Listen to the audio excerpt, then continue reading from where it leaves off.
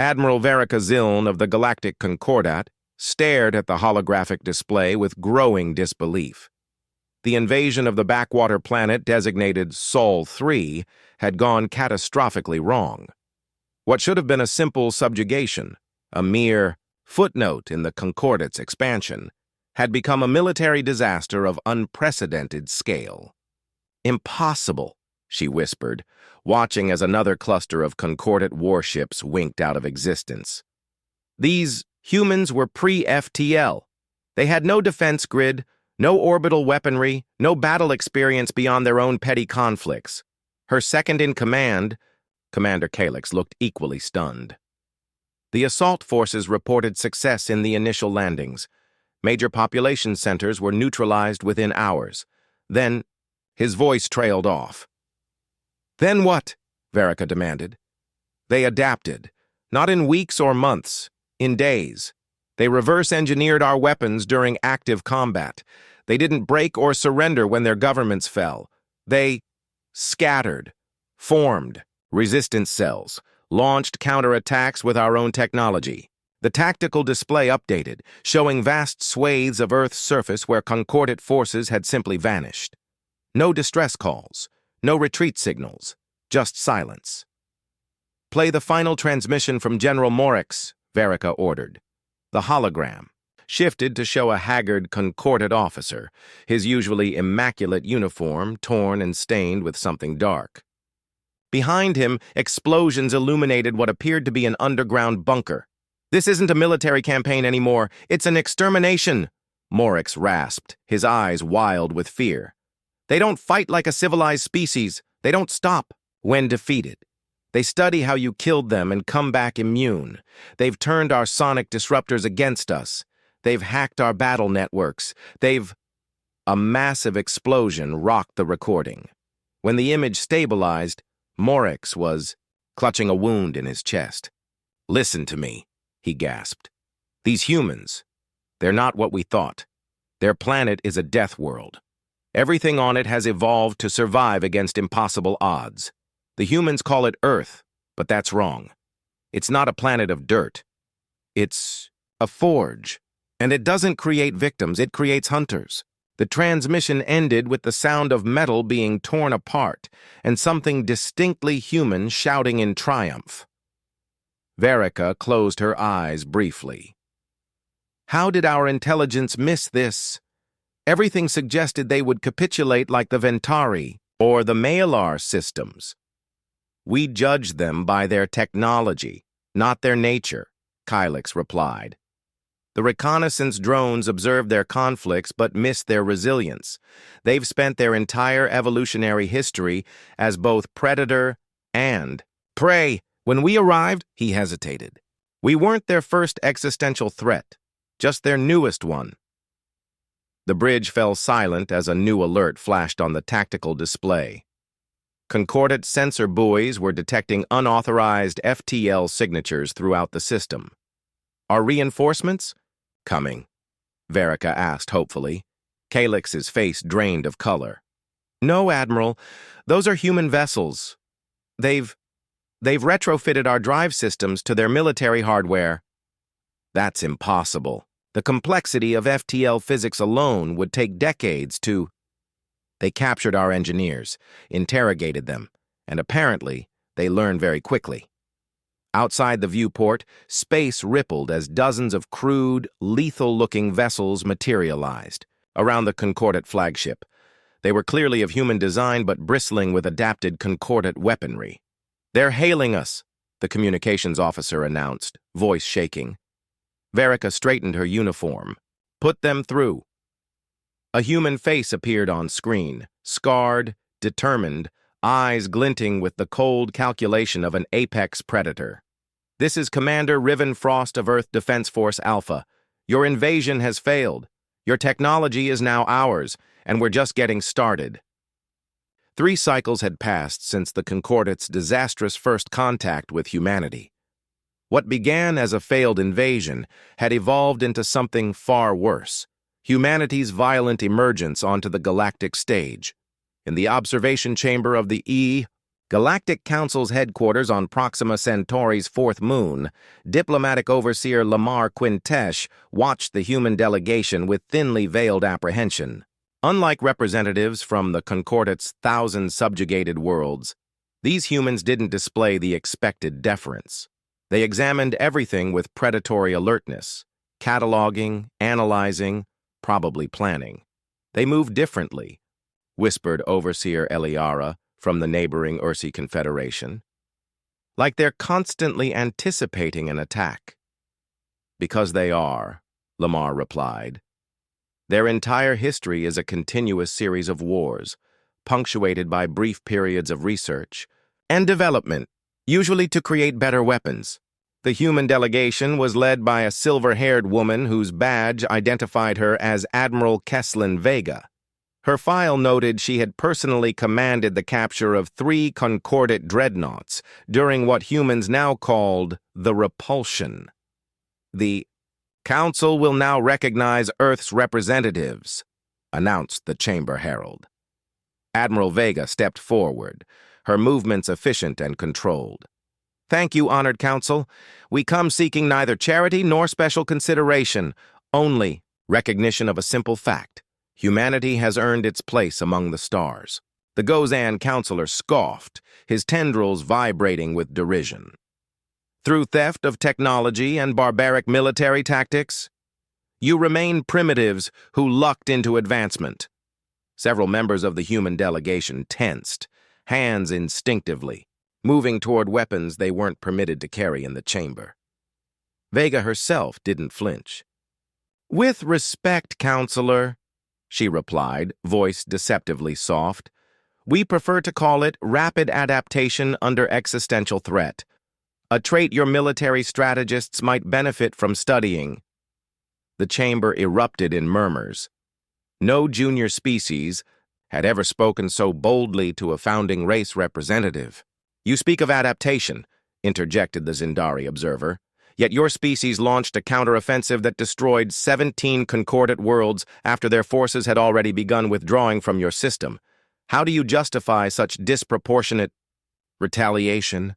A younger human, Commander Ezra Kalev, according to his credentials, stepped forward beside Vega. The same way any threatened species justifies survival. When a predator enters your territory and attacks your young, you don't simply drive it away. His eyes swept the chamber coldly. You ensure it never returns. The silence that followed was profound. Lamar studied the human delegation with new understanding, their posture, their vigilance, their unnerving comfort with conflict. These weren't affectations. Humanity had evolved on a world where danger lurked in every shadow, where competition drove constant improvement, where complacency meant extinction. The Concordate's assault on Earth triggered something ancient in human psychology, continued Kalev. Something we've carried since we hunted megafauna across primordial plains with nothing but sharpened sticks. You awakened what we call the long hunt, the capacity to pursue prey relentlessly, for days, until even the strongest creature collapses from exhaustion. Admiral Vega stepped forward again. But we don't wish to hunt anymore. We're offering peace, genuine coexistence, not submission disguised as alliance, which we understand is the Concordate's preferred diplomatic model. The Grand Arbiter, a massive crystalline entity representing the Council's eldest members, pulsed with light as it spoke. And if this peace is rejected, if the Council determines humanity is too dangerous to be granted recognition, Vega's smile didn't reach her eyes. Then we would be deeply disappointed. But we would adapt, as we always have. The threat, though unstated, hung in the chamber like a storm cloud. Humanity wasn't requesting admission to galactic society. They were announcing their presence and offering terms. From his observation post, Lamar activated his secure channel to the Concordate's remaining leadership. Honored directors, I strongly advise acceptance of human terms. They're not like other species we've encountered. They don't seek conquest for its own sake, but neither will they tolerate threats. He paused, watching as Admiral Vega calmly answered increasingly hostile questions from the Council. They were forged in adversity we cannot comprehend, he continued. And I fear we've only seen a fraction of what they're capable of when threatened. The cavernous hangar bay of the human warship, Nemesis, hummed with activity as Lieutenant Nix Orion ran final diagnostics on her Chimera-class strike fighter. The ship's name, borrowed from an ancient Earth goddess of retribution, reflected humanity's new position in galactic society, respected, feared, and always prepared to answer transgression with overwhelming force. 5 years had passed since the uneasy peace treaty between humans and the Galactic Council. 5 years of rapid technological advancement as humanity assimilated and improved upon alien science. 5 years of watching for the next threat. Pre-flight looking good, Lieutenant? Asked Chief Engineer Makari, her gravelly voice carrying over the din of machinery. Nix nodded, sliding out from beneath the fighter's neural interface panel. Green across all systems. The new adaptive shields are integrating perfectly with the Concordate stealth matrix. Scary how fast we've caught up, Makari mused, scanning the hangar where dozens of similar fighters were being prepped. 15 years ago, we were still burning fossil fuels to reach our own moon. Necessity, Nix replied simply. When the alternative is extinction, progress accelerates. Their conversation was interrupted by the ship-wide alert system. Captain Dario Ranex's voice echoed through the hangar. All combat personnel to battle stations. This is not a drill. Repeat, this is not a drill.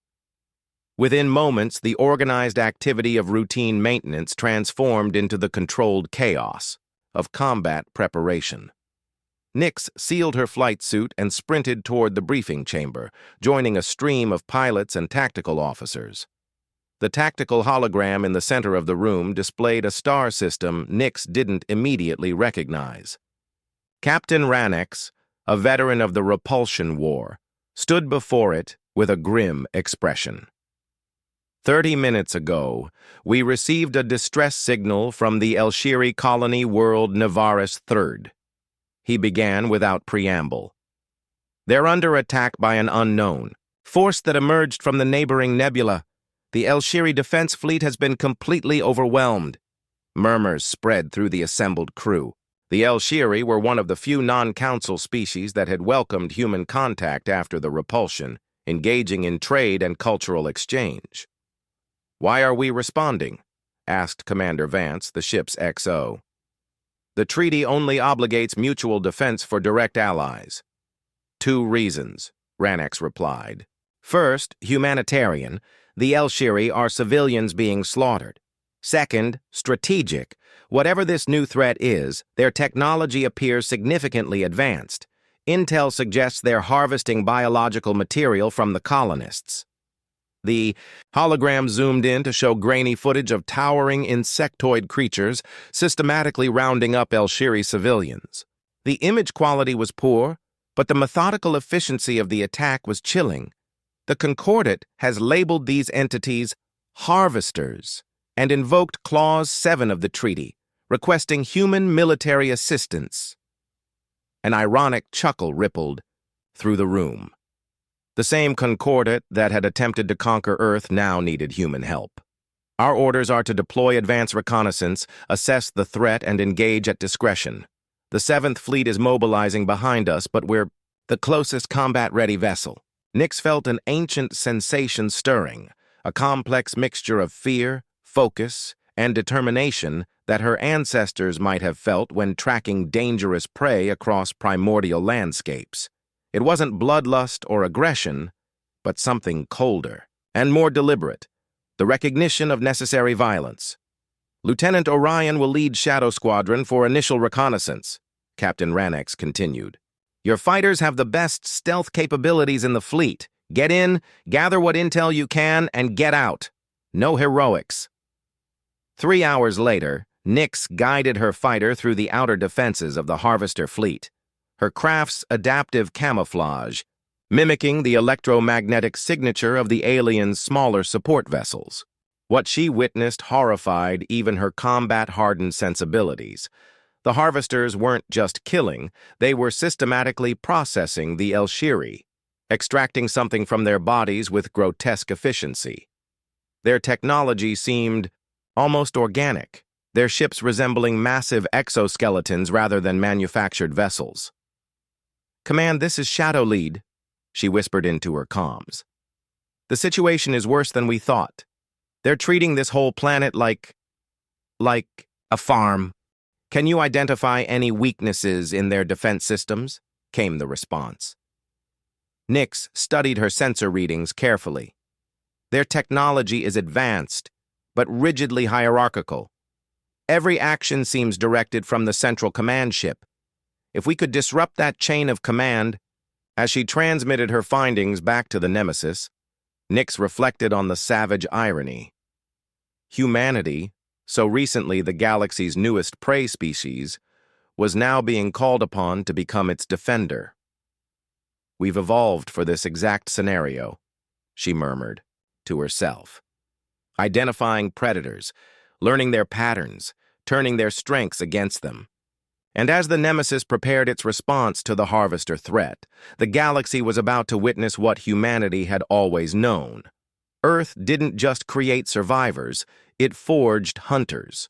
The war against the Harvesters raged across 17 systems over the next 8 months. What began as a humanitarian intervention had escalated into the greatest threat the Galactic Council had faced in millennia, and humanity had found itself thrust into the role of unlikely savior. Dr. Eloan Carvos stood before the combined Galactic Research Consortium, her holographic presentation displaying the cellular structure of harvester tissue. At 46, she had been Earth's leading xenobiologist before the concorded invasion. Now she headed the multi-species task force charged with understanding their new enemy. "The Harvesters represent an evolutionary path utterly foreign to our understanding," she explained, manipulating the display to highlight key structures. "They're not truly individuals as we understand the concept.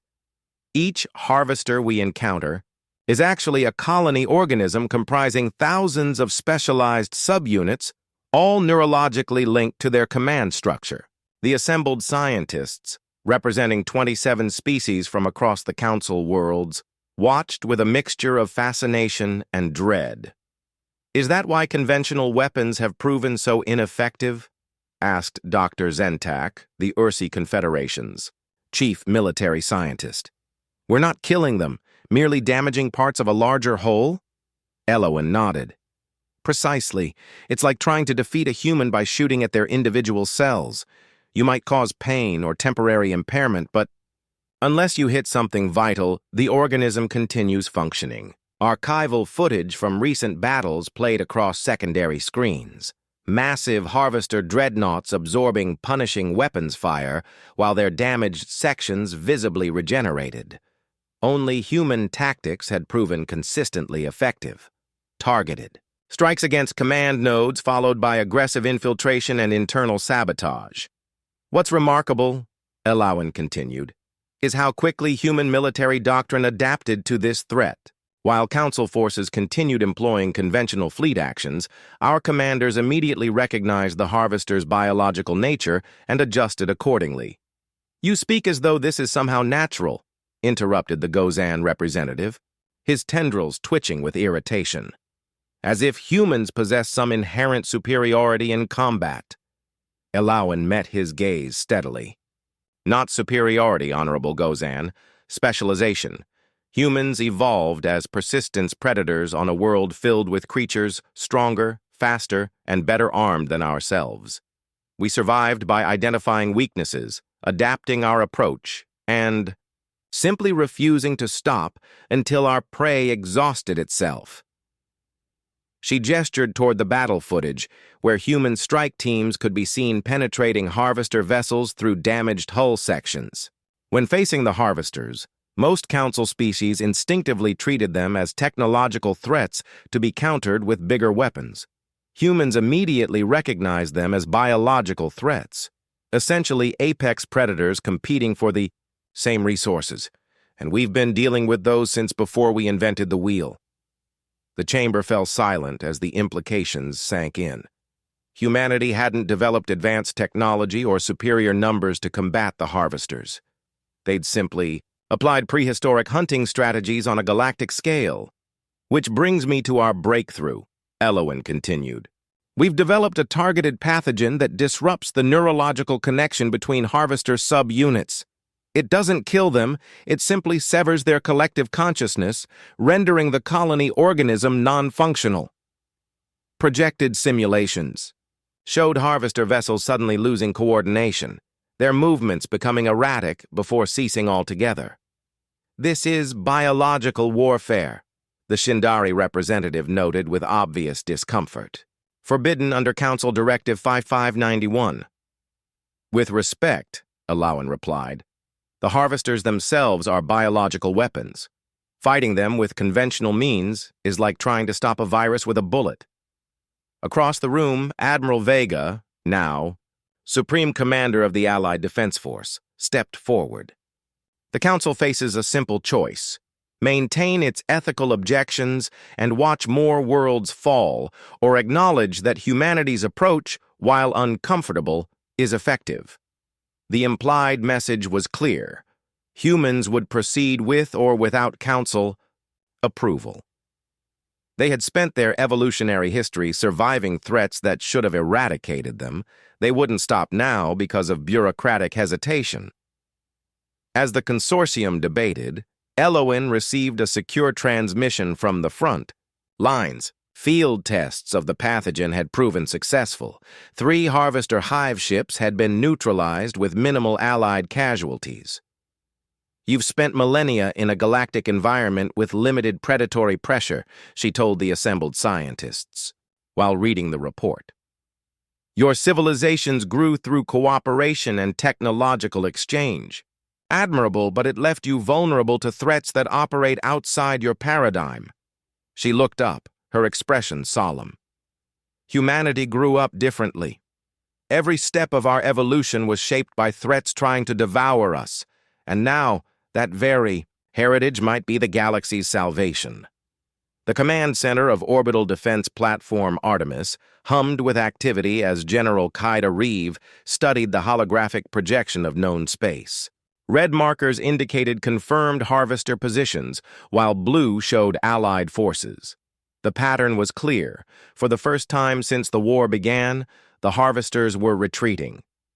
The pathogen deployment was even more effective than projected, reported Strategic Officer Lorcan Webb, highlighting a sector where an entire harvester fleet had gone dormant. 97% neutralization rate across all targeted systems. Kaida nodded, the cybernetic implant at her temple pulsing as it processed tactical data directly into her visual cortex. Like many veteran officers, she had volunteered for the Neural Enhancement Program, another adaptation humanity had reverse-engineered from captured Concordat technology. "And the hive mind?" she asked. "Still active, but diminished. Our psychic operators report its collective consciousness is fragmented, suggesting the Central Intelligence is attempting to isolate itself from infected units." The war's turning point had come 3 weeks earlier, when Joint Human Council forces had deployed Dr. Carvos's pathogen against the Harvester Armada besieging the Arcturus system. Within hours, the seemingly invincible enemy had been reduced to drifting, inert biomass. The coalition had followed this success with synchronized strikes against all known harvester concentrations. "They're adapting," Kaida noted, pointing to movement patterns in the Vega sector. "These formations show signs of quarantine protocol. They're learning to identify and isolate infected units." "Already?" Lorcan sounded incredulous. "The pathogen was only deployed 17 days ago.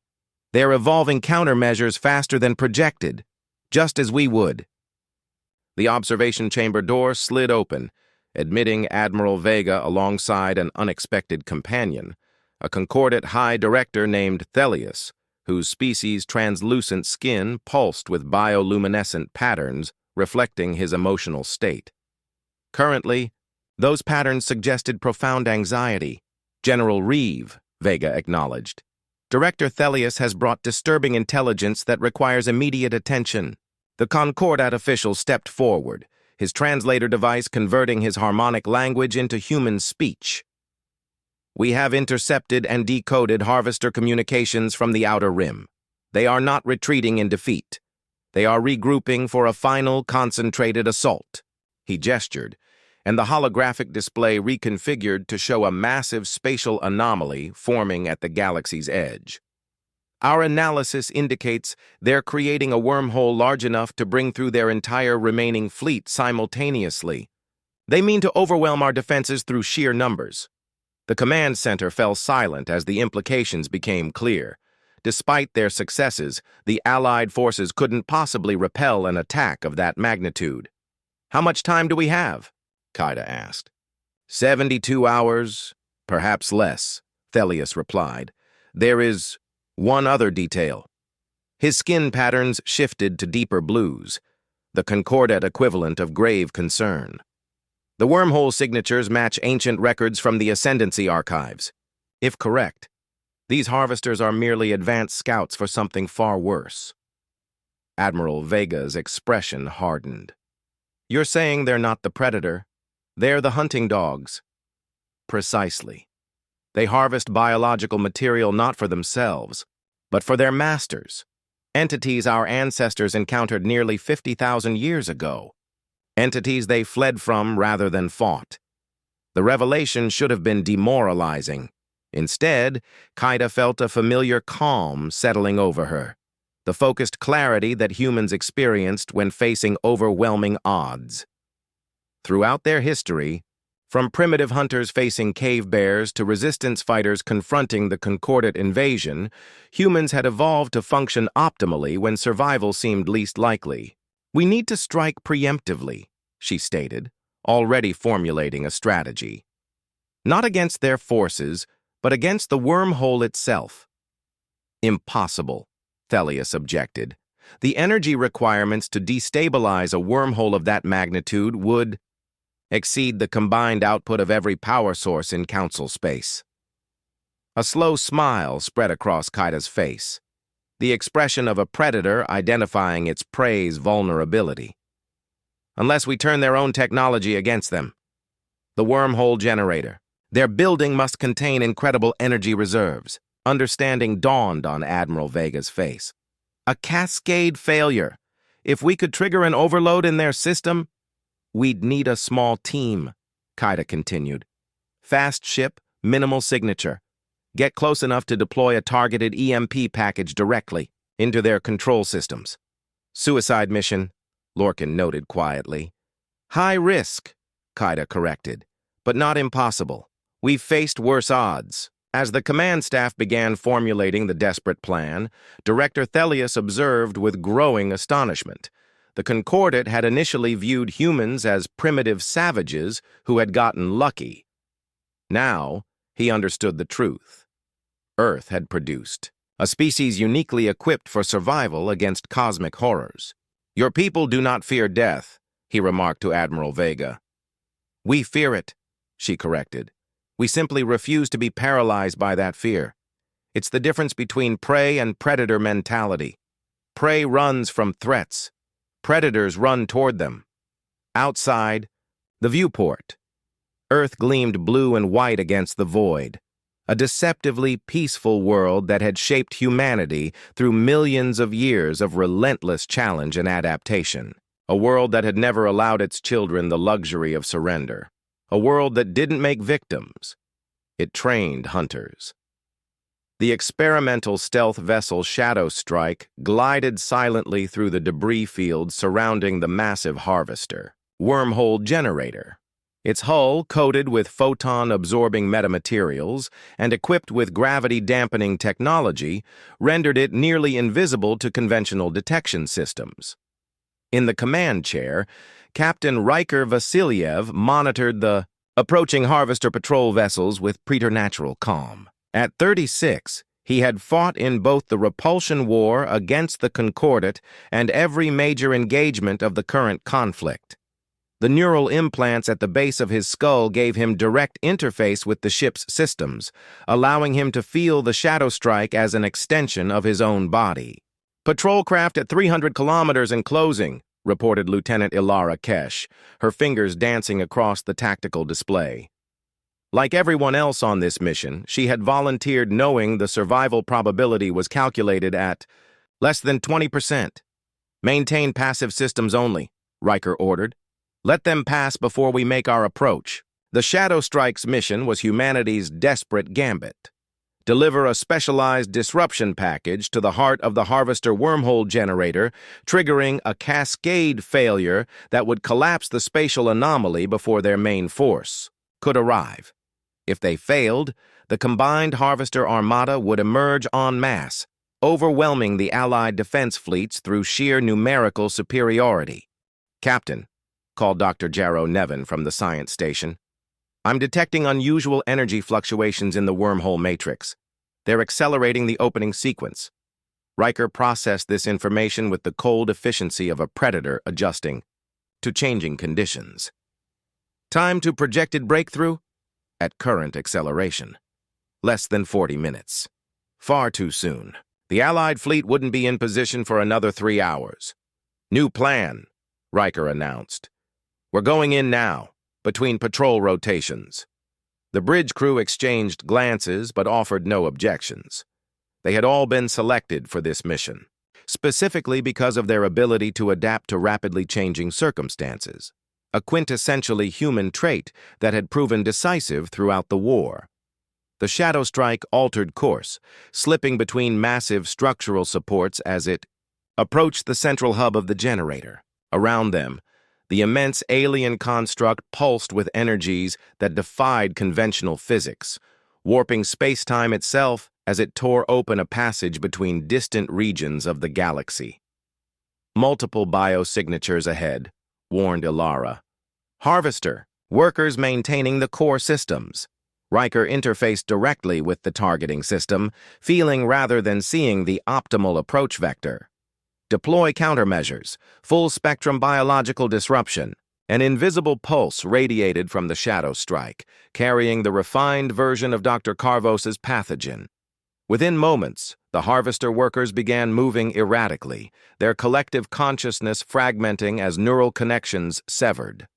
"Central. Chamber ahead," Jarrow reported. "The dimensional fault line is becoming unstable. I think they sense something's wrong." Through the viewports, they could see the wormhole beginning to form, a swirling vortex of impossible colors and geometries that hurt the human mind to observe directly. Beyond it, barely visible through the dimensional tear, massive shapes moved with deliberate purpose. "My God," whispered Ilara. "Those aren't ships, they're living entities."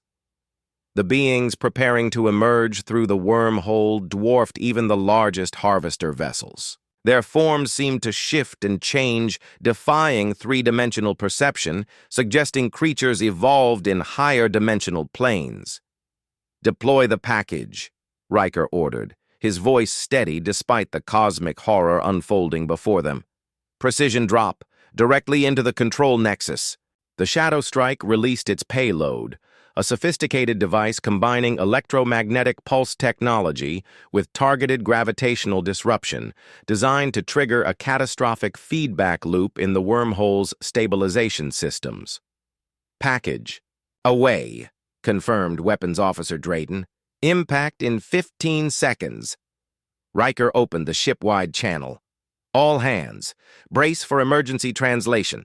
If the calculations are correct, we'll have approximately 3 seconds to clear the blast radius." The disruption package struck its target with perfect precision, immediately causing cascading failures throughout the generator's systems.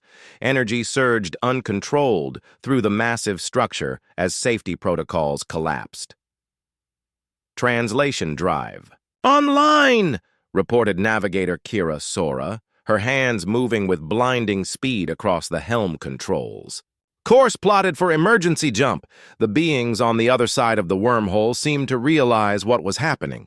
Massive appendages reached through the dimensional tear, grasping at reality itself as they sought escape from their dying.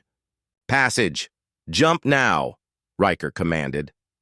The shadow strike vanished into subspace microseconds before the wormhole generator imploded, creating a gravitational shockwave that consumed everything within 10,000 kilometers. The wormhole itself collapsed inward, sealing the dimensional breach and trapping the entities on the other side. When the shadow strike emerged from its emergency jump, systems failing and hull integrity compromised, the crew beheld the aftermath of their desperate gambit. Where the massive generator had stood, there was now only an expanding field of debris and dissipating energy. "Confirmation from Allied Command," Ilara reported, her voice weak but triumphant. "Wormhole collapse confirmed. Remaining harvester. Forces have lost cohesion and are retreating across all sectors." As emergency systems struggled to keep the damaged ship functioning, Riker looked around at his crew. Humans who had faced extinction-level threat with determination rather than fear. In their eyes, he saw not relief at survival, but the quiet satisfaction of predators who had successfully defended their territory. Since the dawn of their evolution on a harsh and unforgiving world, humans had learned one indelible truth: survival wasn't granted, it was earned through relentless adaptation and the absolute refusal to surrender. Where other species saw overwhelming odds, humans saw challenges to overcome. Where galactic civilization had developed through cooperation and peaceful exchange, Earth had forged its children through competition and struggle. And now, that unique heritage had become the galaxy's salvation. "Send word to Admiral Vega," Riker said, allowing himself a small smile as the shadow strike limped homeward. "Tell her the hunt is over. The prey has fled. For now, at least. And if the darkness beyond, the stars ever threatened again, humanity would be waiting, not as victims, but as hunters."